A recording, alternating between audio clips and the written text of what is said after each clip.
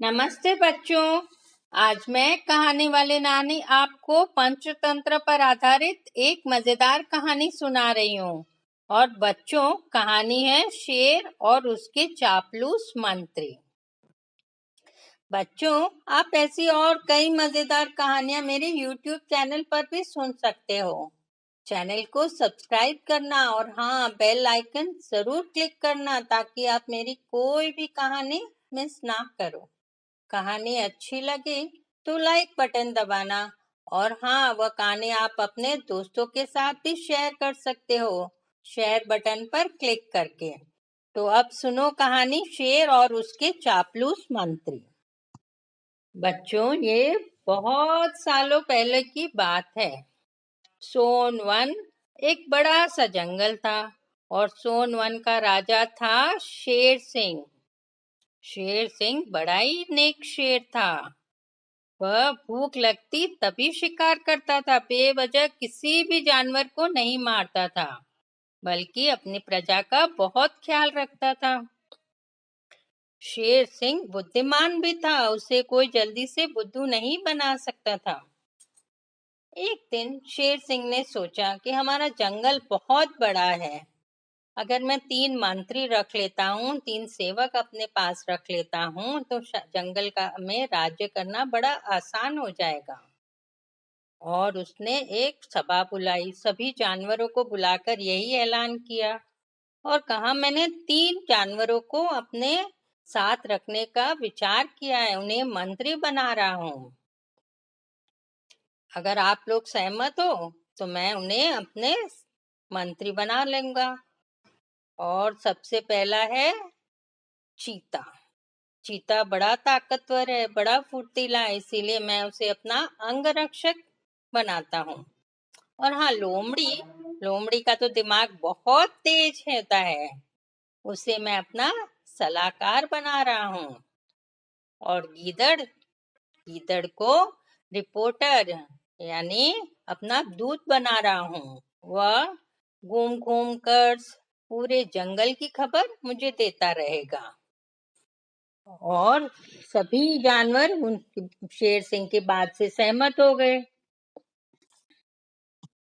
शेर सिंह ने तीनों से, गीदड़, लोमड़ी और चीता से कहा, तुम लोगों को हमेशा मेरे साथ ही रहना होगा। तुम्हारे खाने पीने की व्यवस्था मैं ही करूंगा। हाँ, अपनी जिम्मेदारी ठीक से निभानी होगी। तीनों ने कहा, हाँ महाराज, आप बिल्कुल चिंता ना करें, आप जैसे कहेंगे हम वैसे ही करेंगे। अब अक्सर ये तीनों शेर सिंह के साथ ही रहते थे। वैसे तो उन्हें कोई खास काम नहीं था, बस शिकार के बारे में गिद्दड़ उन्हें खबर दे देता या जंगल में क्या हो रहा है उसकी खबर दे देता, और लोमड़ी उस पर सलाह मशवरा कर बात बता देती। और गिद्दड़ जो चीता था वह हमेशा चौकन्ना रहता था शेर सिंह के लिए।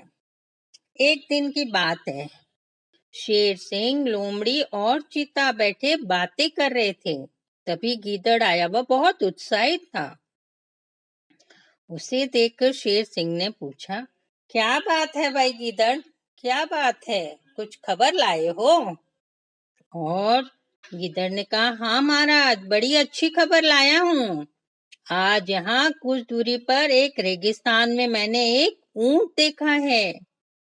चलिए उसी का शिकार कर लेते हैं आज। शेर सिंह ने कहा, अच्छा, ऊंट? ओ, वह तो एक पालतू जानवर है ना। हमारे जंगल में तो कोई ऊंट है ही नहीं। मैं कहाँ से ऊंट का शिकार करता, मैंने तो आज तक ऊंट का कोई शिकार ही नहीं किया है। कहो लोमड़ी, तुम्हारा क्या विचार है इस विषय में? लोमड़ी ने कुछ सोचा, फिर कहा, हाँ महाराज, मेरे विचार से तो हम सभी को तुरंत यहाँ से रेगिस्तान के लिए निकल जाना चाहिए। अब चारों, शेर सिंह, चीता, लोमड़ी रेगिस्तान के लिए निकल पड़े और गीदड़ उड़ उड़ कर उन्हें रास्ता बता रहा था। बच्चों, आप जानते हो रेगिस्तान कैसा होता है? वहां बालू ही बालू यानी सैंड होती है। रेगिस्तान यानी डेजर्ट। और ऊंट को शिप ऑफ द डेजर्ट, रेगिस्तान का जहाज भी कहते हैं, है ना। अब वे चारों थोड़ी देर बाद अरे चलते चलते रेगिस्तान में पहुंच गए। चारों तरफ देखा, अरे बालू ही बालू हैं, यहाँ तो पेड़ दूर दूर तक दिखाई नहीं दे रहे हैं। और बालू वह भी बहुत गर्म थी। और जैसे जैसे दिन चढ़ रहा था, बालू और गर्म होती जा रही थी। शेर को तो चलने में बड़ी तकलीफ हो रही थी। उसे बालू में, वह भी गर्म बालू में चलने की आदत ही नहीं थी। सोनवन तो एक हरा भरा जंगल था। अब जब गर्मी सहन न हुई, शेर सिंह के पांव जलने लगे, तब वह रुक गया। उसे देखकर वो लोग भी सब रुक गए। कौन? गीदड़, लोमड़ी, चीता। शेर सिंह ने कहा, सुनो, मैं थक गया हूँ। और कितनी दूर चलना है? मेरे तो पांव जल रहे हैं, शायद फफोले भी हो रहे हैं। मैं अब और नहीं चल सकता। मुझे कोई शिकार विकार नहीं करना है। चलो, हम अब वापस सोनवन चलेंगे। वापस लौटने का इंतजाम करो। हाँ, वैसे चीता और लोमड़ी भी परेशान थे। तभी गीदड़ ने कहा, महाराज, थोड़ी दूर और चलना होगा।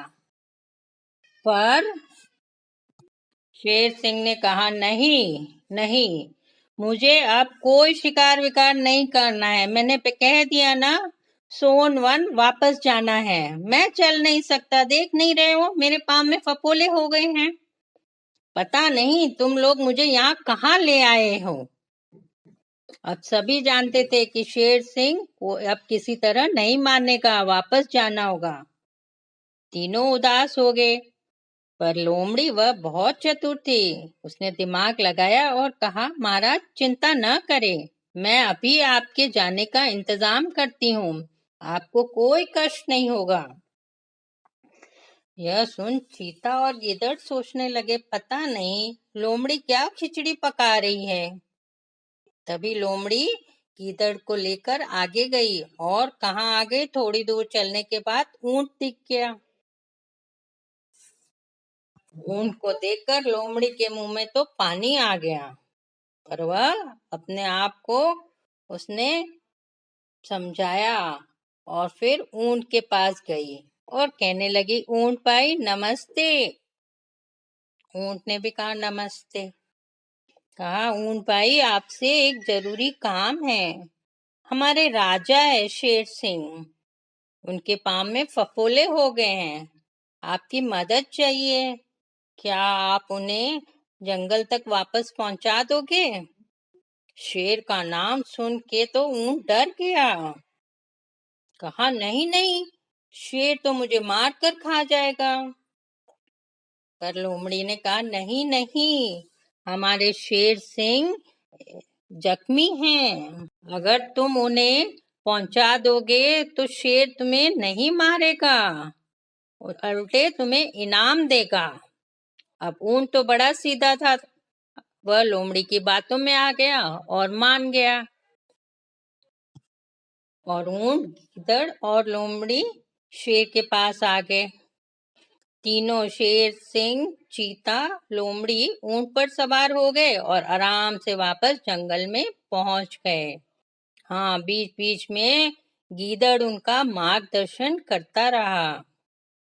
जंगल पहुंचकर ऊंट बैठ गया, थक गया था। पास ही उसे हरी हरी घास दिखी और वह वहां चरने चला गया।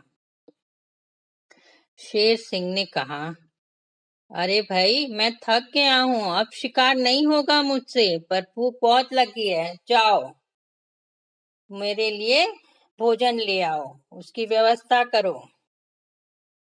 तभी लोमड़ी ने कहा, महाराज, शिकार तो आपके सामने है, वह ऊंट, फिर कहाँ जाना है? पर शेर सिंह नहीं माना। उसने कहा, मैं ऊंट को नहीं मार सकता। उसने मुझे जंगल में पहुंचाया, मदद की, उसकी भलाई के बदले में उसे जीवन दान देता हूँ। मैं उसे नहीं मारूंगा। तुम लोग ही कहीं से भोजन खोज कर लाओ। अब तीनों मन महसूस कर रह गए। तीनों ही जंगल में निकल पड़े। थोड़ी दूर जाकर रुक गए। ओफो, इतना अच्छा भोजन और हम खा नहीं सकते। महाराज तो अब ऊंट को मारेंगे नहीं। अरे लोमड़ी, तुम ही कोई तरकीब लड़ाओ ना, तुम तो बड़ी होशियार हो। किसने कहा? चीते ने कहा। लोमड़ी ने कहा, तरकीब तो है, पर हम सबको एक नाटक करना होगा। चीता और गिद्दड़ ने कहा, कैसा नाटक? और फिर लोमड़ी ने उन्हें सारी बात समझा दी। थोड़ी देर बाद तीनों वापस आ गए शेर के पास, जहां ऊंट भी बैठा था। उन्हें देखकर शेर ने कहा, अच्छा ले आए भोजन, बहुत भूख लगी है, मैं तो भूख से मर रहा हूँ। अब गीदड़ ने हाथ जोड़कर बड़ी मासूमियत से कहा, महाराज हमें कोई ढंग का शिकार नहीं मिला, हम तो पूरा जंगल खोज आए हैं। पर हाँ, हम आपके सेवक हैं, आपको भूखा नहीं मरने देंगे। महाराज आप मुझे खाकर अपनी भूख मिटा लीजिए। तभी लोमड़ी आगे आई। ये सब किसका प्लान था? ये सब लोमड़ी का प्लान था।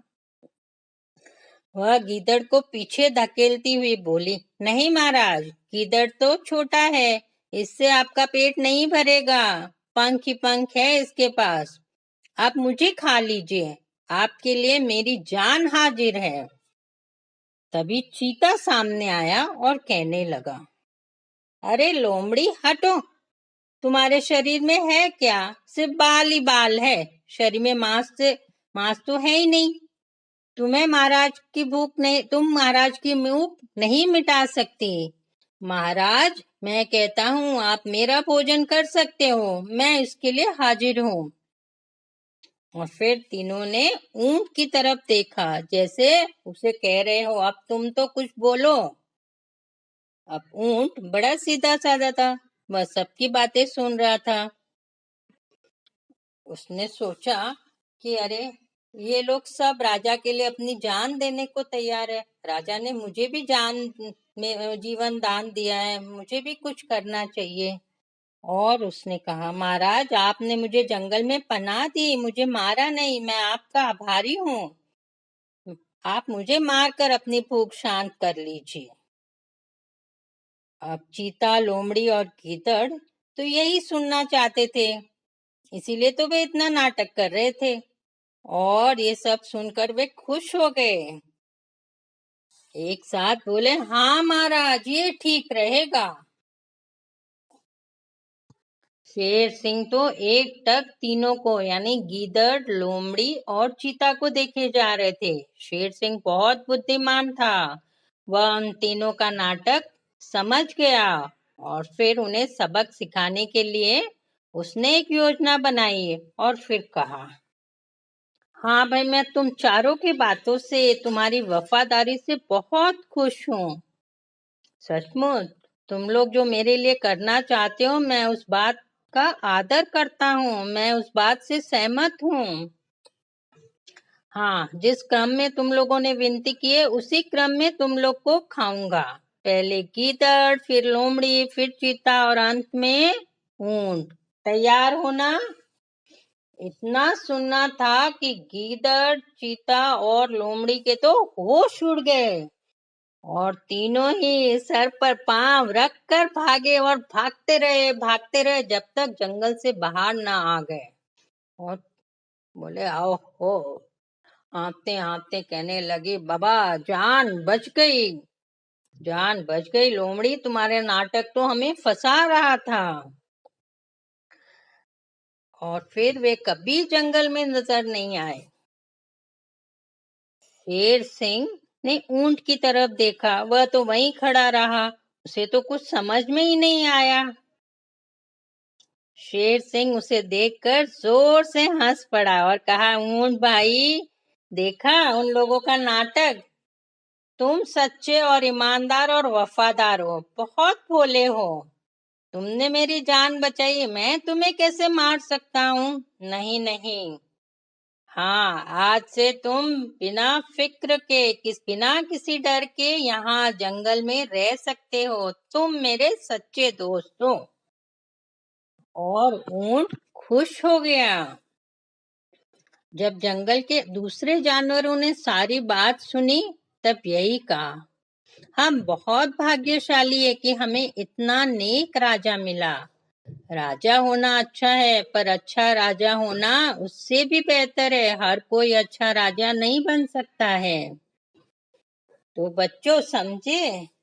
हमारी भलाई करने वालों के साथ हमें हमेशा भलाई करनी चाहिए और धोखेबाजों को पहचान कर हमसे दूर करना चाहिए। तो बच्चों, थी ना ये एक मजेदार कहानी, शेर सिंह और उसके चापलूस मंत्री। और अगले हफ्ते फिर मिलूंगी एक नई कहानी के साथ। तब तक गुड बाय, टेक केयर।